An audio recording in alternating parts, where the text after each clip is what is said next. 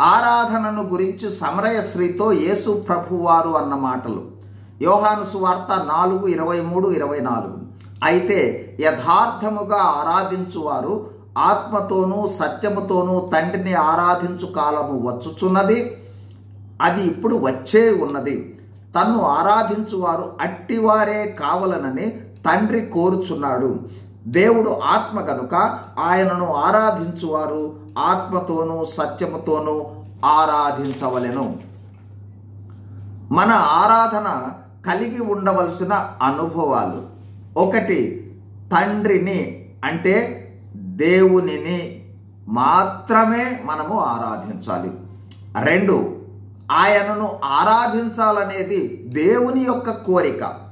3, ఆత్మతో ఆరాధించాలి అంటే రక్షింపబడిన అనుభవంతో రక్షింపబడిన వ్యక్తి తనలో ఉన్న పరిశుద్ధాత్మ ఆధీనములో ఉండి ఆరాధించాలి, ఎందుకంటే దేవుడు ఆత్మ గనుక.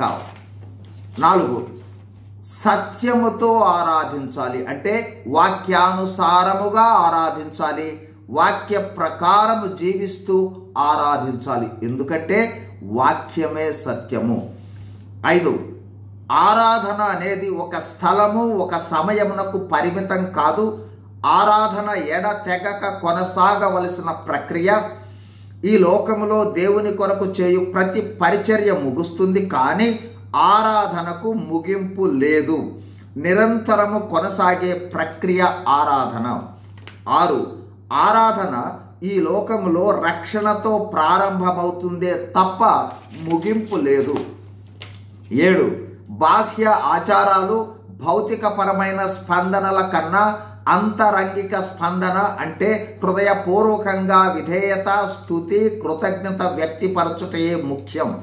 అంతర్గత పరివర్తన, దేవునికి విధేయత కలిగి దేవుని మహిమార్థం జీవించే జీవితం కూడా ఆరాధనకు ముఖ్యం. క్రైస్తవుడంటే ఆరాధికుడు.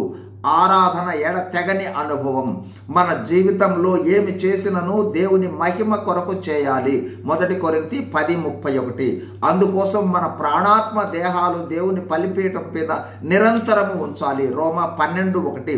ఎల్లప్పుడూ దేవునిని మహిమపరుస్తూ ఈ లోకంలో జీవించి మన రక్షణకు కారణమైన యేసు ప్రభువును ఆదర్శంగా తీసుకుని ఆయన వలె ఆయనను పోలి దేవునిని మహిమపరుస్తూ దేవుని మహిమార్థము జీవించుటయే ఎడతెగక ఆరాధించు అనుభవం. God bless you. Thank you.